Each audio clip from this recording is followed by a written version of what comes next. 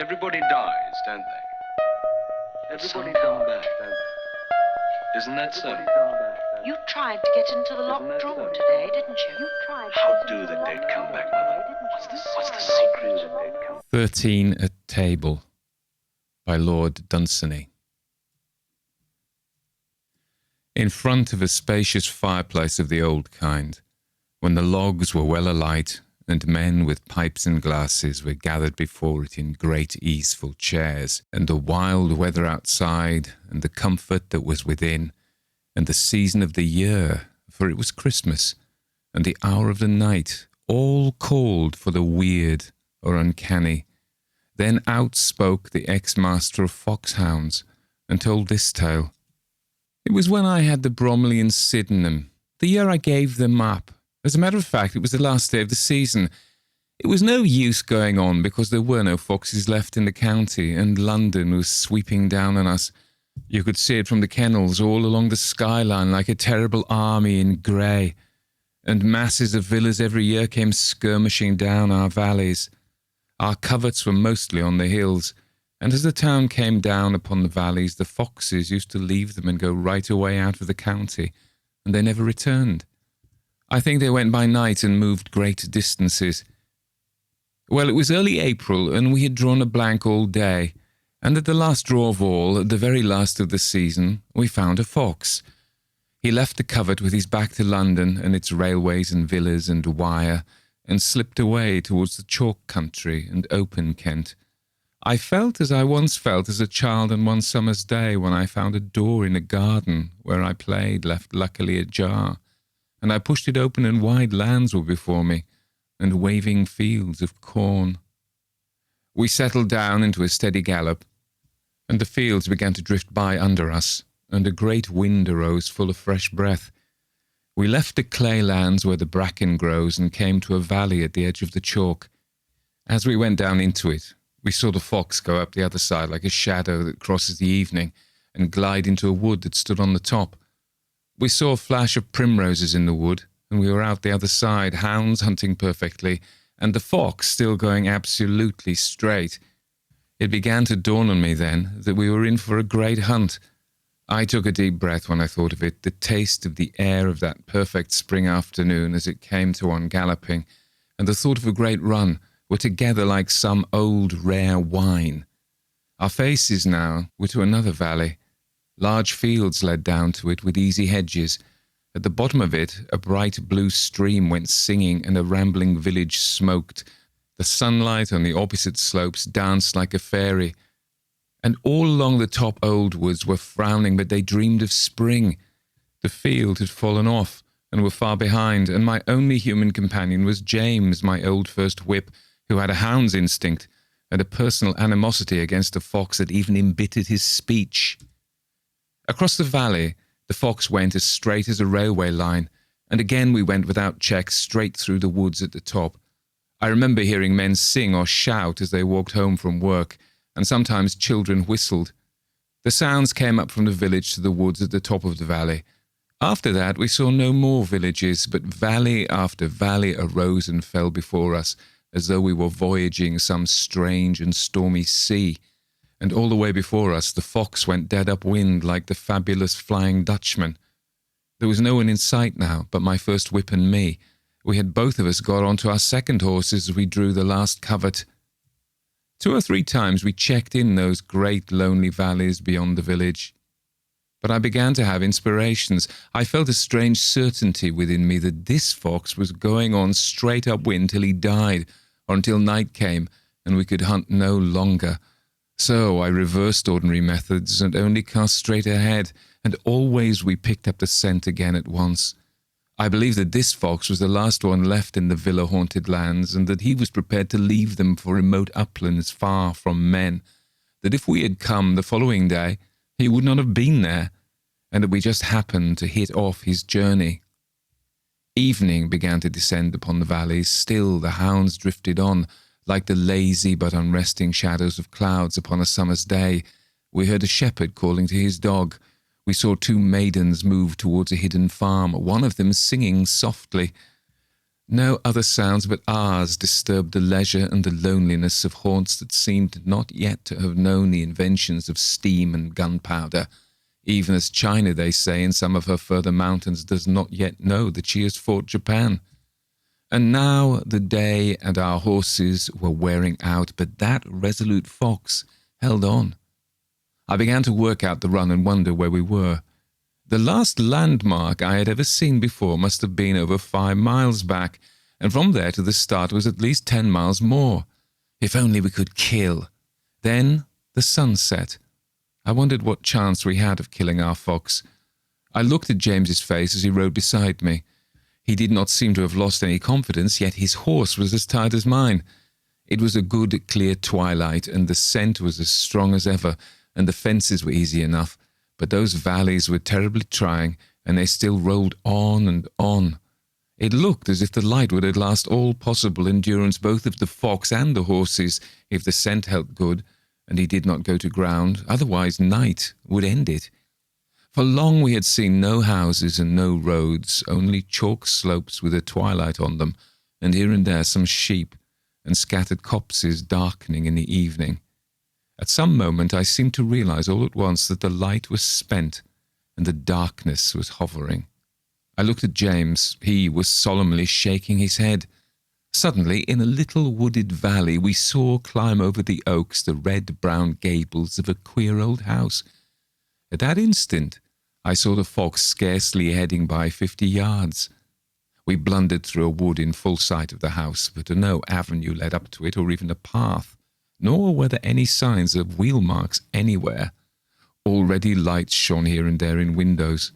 We were in a park, and a fine park, but unkempt beyond credibility. Brambles grew everywhere. It was too dark to see the fox any more, but we knew he was dead beat. The hounds were just before us, and a 4-foot railing of oak. I shouldn't have tried it on a fresh horse at the beginning of a run, and here was a horse near his last gasp. But what a run! An event standing out in a lifetime, and the hounds close up on their fox, slipping into the darkness as I hesitated. I decided to try it. My horse rose about 8 inches and took it fair with his breast, and the oak log flew into handfuls of wet decay, it rotten with years. And then we were on a lawn, and at the far end of it the hounds were tumbling over their fox. Fox, hounds, and light were all done together, at the end of a 20-mile point. We made some noise then, but nobody came out of the queer old house. I felt pretty stiff as I walked round to the hall door with the mask and the brush, while James went with the hounds and the 2 horses to look for the stables.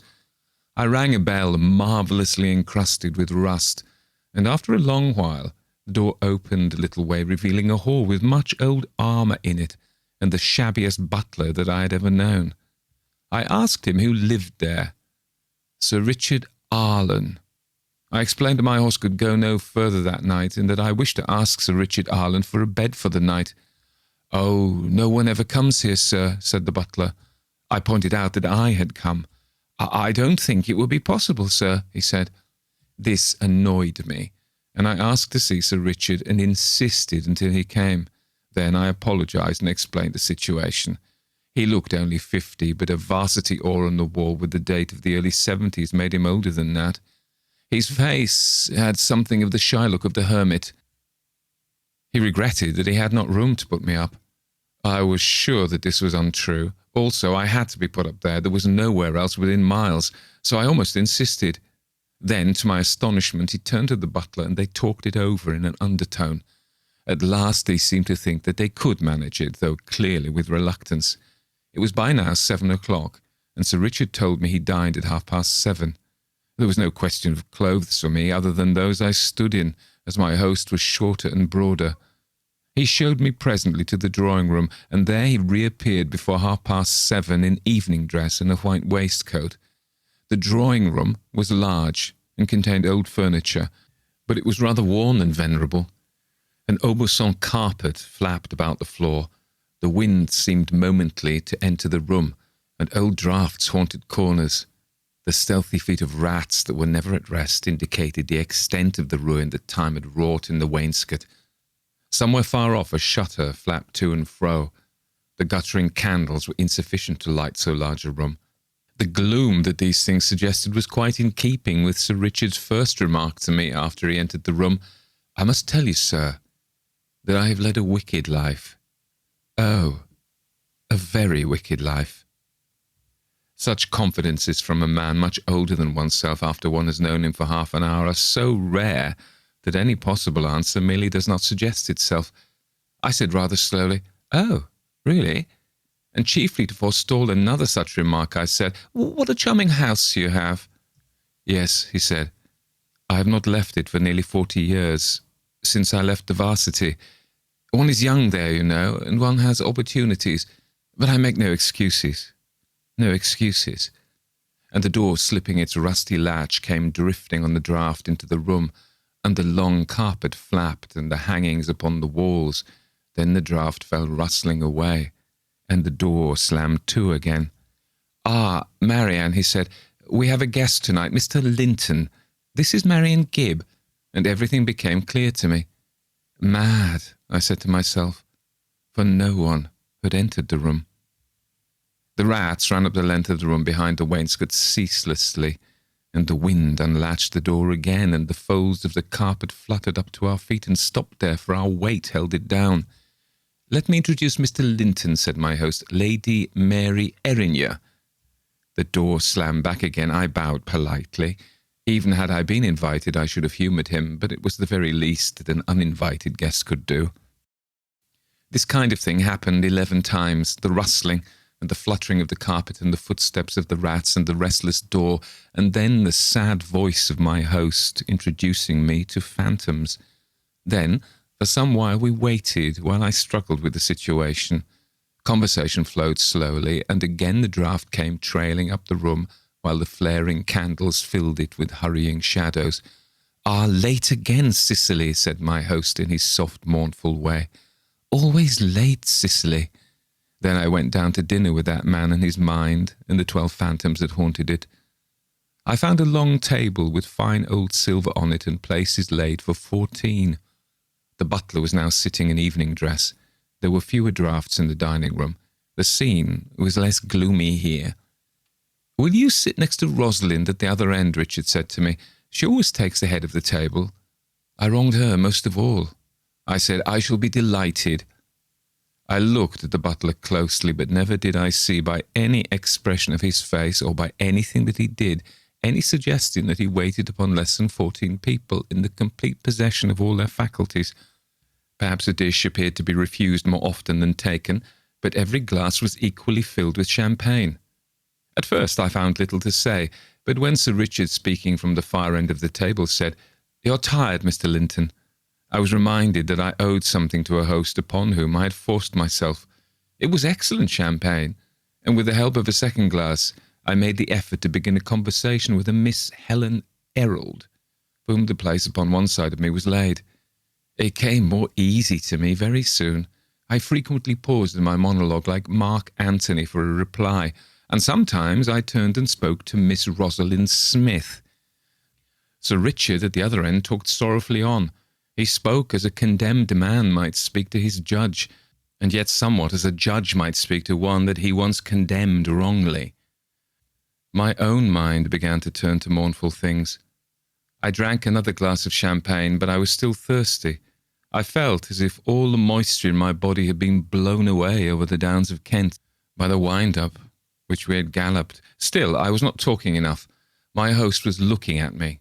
I made another effort. After all, I had something to talk about. A 20-mile point is not often seen in a lifetime, especially south of the Thames. I began to describe the run to Rosalind Smith. I could see then that my host was pleased. The sad look in his face gave a kind of flicker, like mist upon the mountains on a miserable day when a faint puff comes from the sea, and the mist would lift if it could. And the butler refilled my glass very attentively. I asked her first if she hunted, and paused and began my story. I told her where we had found the fox and how fast and straight he had gone, and how I had got through the village by keeping to the road, while the little gardens and wire. And then the river had stopped the rest of the field. I told her the kind of country that we had crossed, and how splendid it looked in the spring, and how mysterious the valleys were as soon as the twilight came, and what a glorious horse I had, and how wonderfully he went. I was so fearfully thirsty after the great hunt that I had to stop for a moment now and again. But I went on with my description of that famous run, for I had warmed to the subject, and after all, there was nobody to tell of it but me except my old whipper-in, and the old fellow's probably drunk by now, I thought. I described to her minutely the exact spot in the run at which it had come to me clearly that this was going to be the greatest hunt in the whole of the history of Kent. Sometimes I forgot incidents that had happened, as one well may in a run of 20 miles, and then I had to fill in the gaps by inventing. I was pleased to be able to make the party go off well by means of my conversation, and besides that, the lady to whom I was speaking was extremely pretty. I do not mean in a flesh-and-blood kind of way, but there were little shadowy lines about the chair beside me that hinted at an unusually graceful figure when Miss Rosalind Smith was alive, and I began to perceive that what I first mistook for the smoke of guttering candles and the tablecloth waving in the draught was in reality an extremely animated company who listened, and not without interest, to my story of by far the greatest hunt that the world had ever known. Indeed, I told them that I would confidently go further and predict that never in the history of the world would there be such a run again. Only my throat was terribly dry, and then, as it seemed, they wanted to hear more about my horse. I had forgotten that I had come there on a horse, but when they reminded me, it all came back. They looked so charming, leaning over the table, intent upon what I said, that I told them everything they wanted to know. Everything was going so pleasantly. If only Sir Richard would cheer up. I heard his mournful voice every now and then. These were very pleasant people, if he would only take them the right way. I could understand that he regretted his past, but the early 70s seemed centuries away, and I felt sure that he misunderstood these ladies. They were not revengeful, as he seemed to suppose. I wanted to show him how cheerful they really were, and so I made a joke, and they all laughed at it, and then I chaffed them a bit, especially Rosalind, and nobody resented it in the very least. And still Sir Richard sat there with that unhappy look, like one that has ended weeping because it is vain and has not the consolation even of tears. We had been a long time there, and many of the candles had burned out, but there was light enough. I was glad to have an audience for my exploit, and being happy myself, I was determined Sir Richard should be. I made more jokes, and they still laughed good-naturedly. Some of the jokes were a little broad, perhaps, but no harm was meant.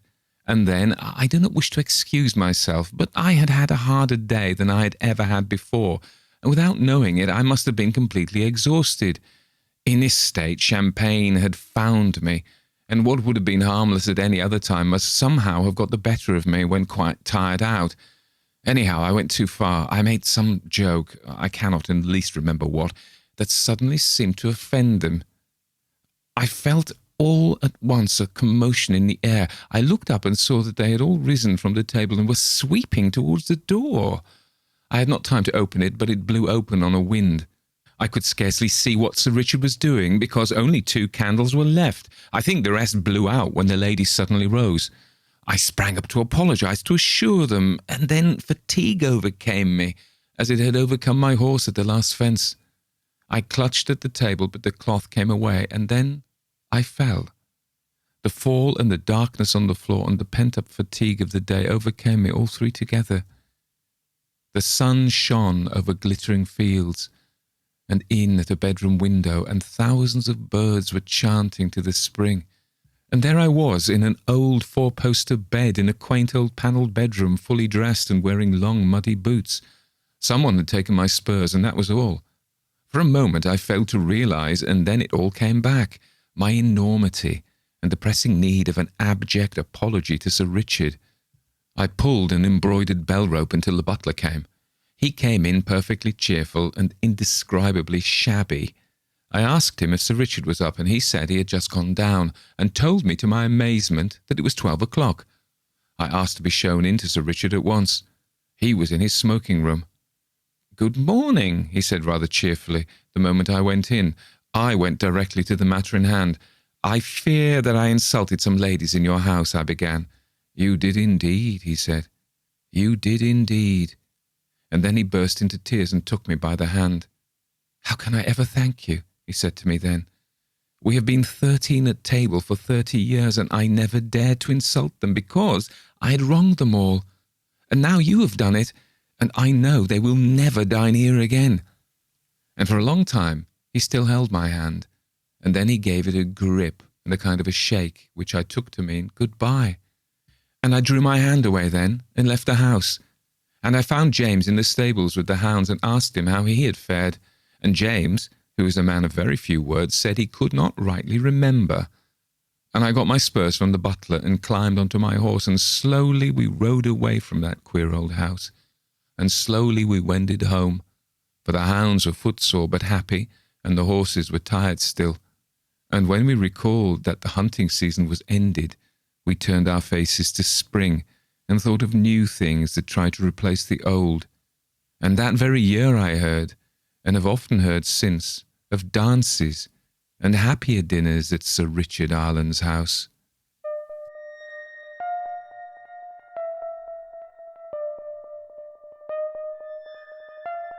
Everybody dies, don't they? Everybody come back, don't they? That was 13 at Table by Edward John Moreton Drax Plunkett, the 18th Baron Dunsany, known as Lord Dunsany or Eddie. Now, he was born in 1878 in London, and he died in 1957 in Dublin in Ireland. So he was an Anglo-Irish guy. I wonder what he would have considered his ancestry. Plunkett, of course, is a famous name in Irish circles, in Irish history. So, and he was acquainted with and a friend of W.B. Yeats and Lady Gregory, and he supported the Abbey Theatre in Dublin. He was a bit of an interesting guy. So he was heir to one of the oldest peerages in Ireland, and his castle in County Meath is near Tara. And if you know anything about Irish history, you'll know that's where the High King of Ireland was to be found. And it's, if you're ever I went on a mythological tour of that part. We went to Brúna and the Hill of Tara. What is it? Newgrange, that's right. So he's most famous for his book, The King of Elfland's Daughter. But he wrote a lot. He wrote about 90 books all told. And he is considered to be one of the founders of the fantasy genre. And he was an influence on Tolkien. But even people like Neil Gaiman have acknowledged their debt to him. Lovecraft liked him. Clark Ashton Smith and was impressed by his work. Clark Ashton Smith was impressed by his work. So, but he was a bit of a cove, really. So he was an aristocrat, and he lived the life of the Anglo-Irish aristocrat. So they were wealthy, the family, and famous as well. And so St. Oliver Plunkett, the martyred Archbishop of Armagh, was one of his kinsmen. Joseph Plunkett, who was executed for his part in the 1916 Rising. Do you know Sir Richard Burton, who shared the same birthday as me? So it turns out, 19th of March, just gone. He was a famous explorer. He was a cousin. So they were of that ilk. So he was schooled at Cheam, at Eton College, and the Royal Military College at Sandhurst. So he was kind of a son of the British Empire, and initially in his early days anyway. It's not clear from the notes, but it looks like when he was in Ireland, he was in the army, and when the Easter Rising happened in 1916, he drove in to offer help and was wounded by a bullet lodged in his skull. But later on, his military belt was lost, and it was used in the burial of Michael Collins. So I'm not quite sure whose side he was, but I presume he was on the British side because he later went to work with MI7B1, military intelligence. He was charged during the Irish War of Independence with violating the Restoration of Order in Ireland regulations. So he perhaps had some Republican sympathies or nationalist sympathies anyway. Massively interesting life. He was a chess master and the pistol champion, and he was appointed Byron Professor of English at Athens when he was wandering Europe in 1940, and he'd come via Istanbul, had to be evacuated when the Germans invaded in 1941. In 1947, he left Ireland and went back to Kent and lived near Rudyard Kipling. And he wrote all these books, and he died of appendicitis while visiting Ireland and was taken ill and went to the hospital in Dublin and died there. Now, he was a keen chess player, I think I said that. He invented Dunsany's chess, an asymmetrical chess variant, and it didn't involve any fairy pieces. I don't even know what that means. And he was champion of the Irish Chess Union, president of the Irish Chess Union and the Kent County Chess Association. So he's fascinating character. What about this story? Well, this story was suggested by Mike Jenkins, and he said you should read this. Now, I'd not really read any Dunsany, and I came across him not long ago, actually, which is maybe why I decided to read this, because I don't read the suggestions in strict order. I wait until some inspiration strikes me. And when we were down in London just before Christmas, I went to Watkins bookshop, which I always do when I go there. And I got this lovely edition of an Arthur Machen book, The Hill of Wonders.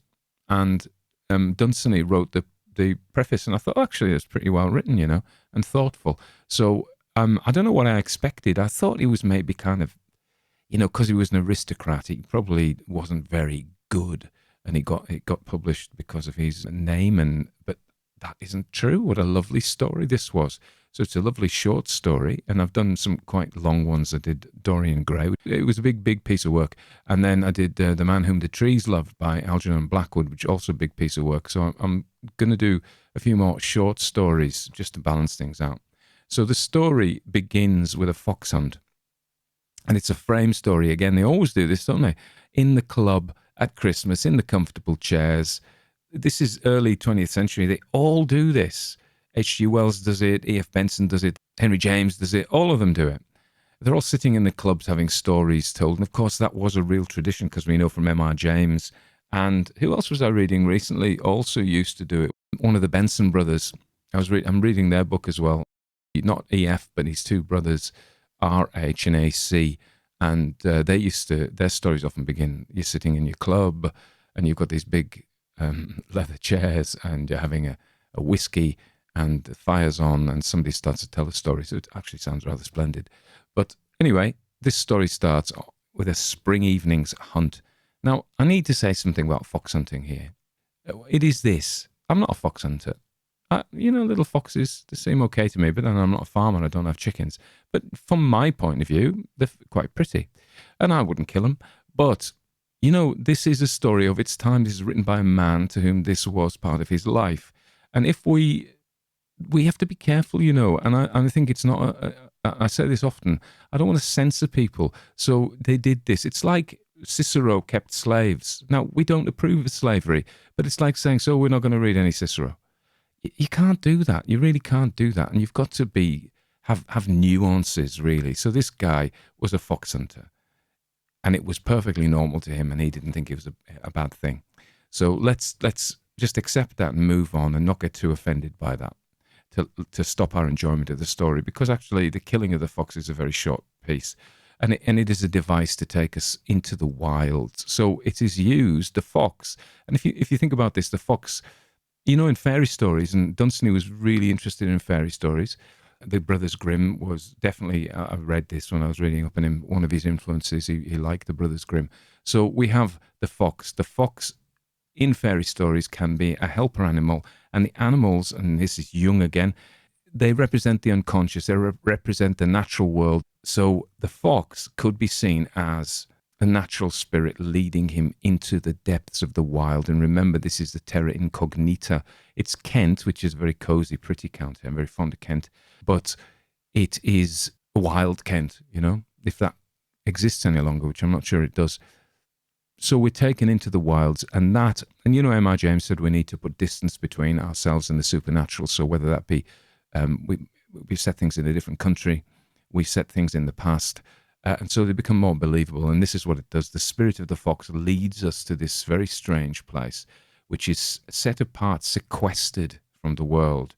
And therefore, because of this, we are more prepared to accept supernatural happenings. I mean, we are by the genre anyway, but, we could say this. And the other thing that struck me was a man at hounds, a gentleman at hounds, could expect another gentleman whose house he comes across to offer him a bed for the night, because they are joined with their gentlemanliness of the same class. And, it wasn't such a big class. They would know people who knew people.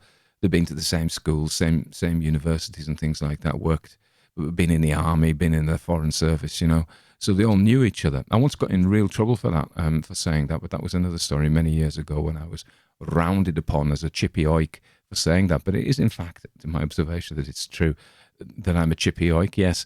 I'll tell you this story. I was working somewhere, and we had a guy seconded to us from Canada.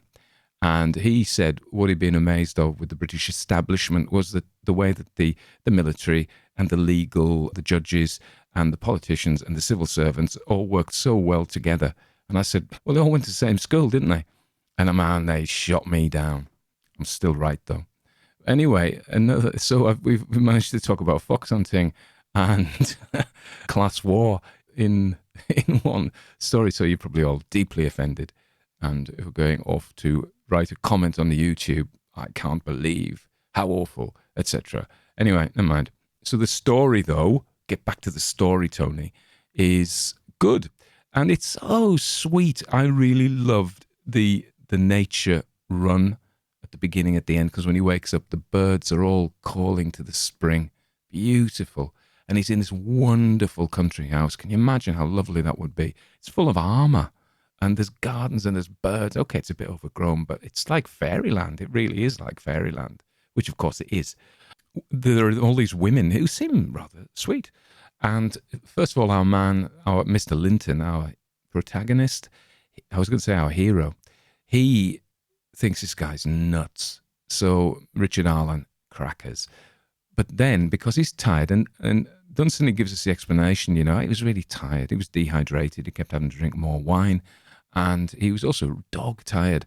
So, he starts to see the little ruffles and he starts to actually be able to distinguish between the personalities of the different ladies.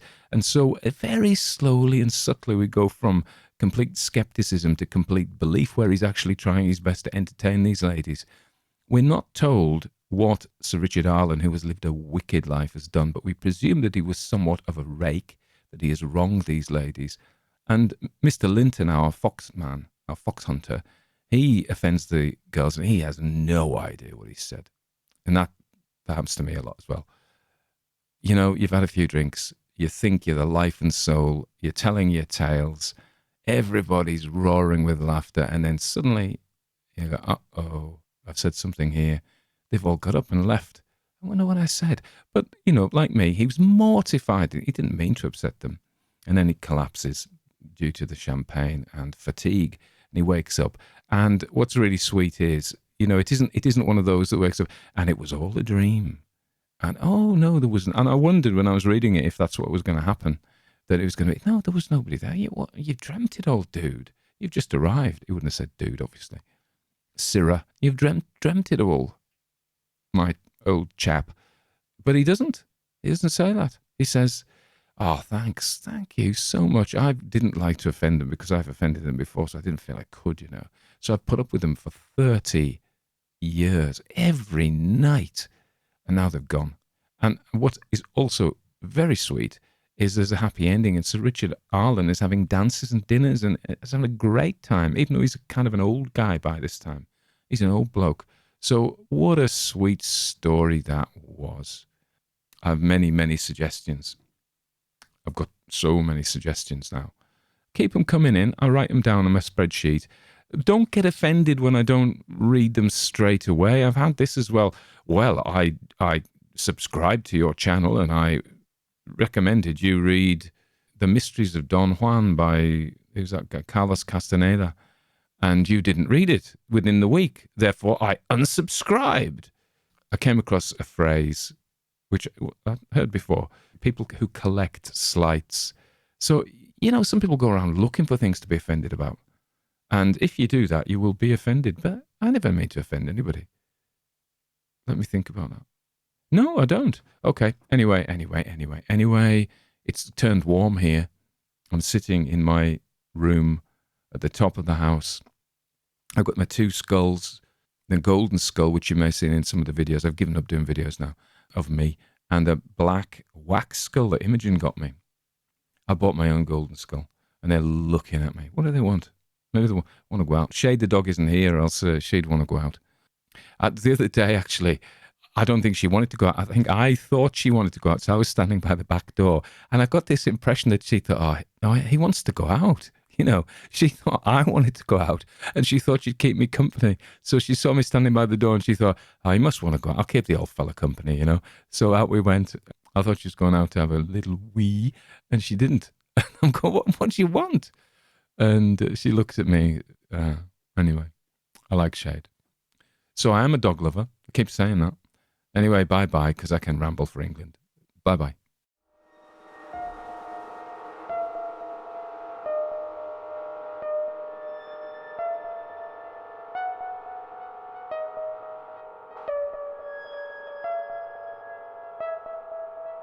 Everybody dies, don't they? Everybody come back, don't they? Isn't that so? Isn't that so? Isn't that so? Isn't that so?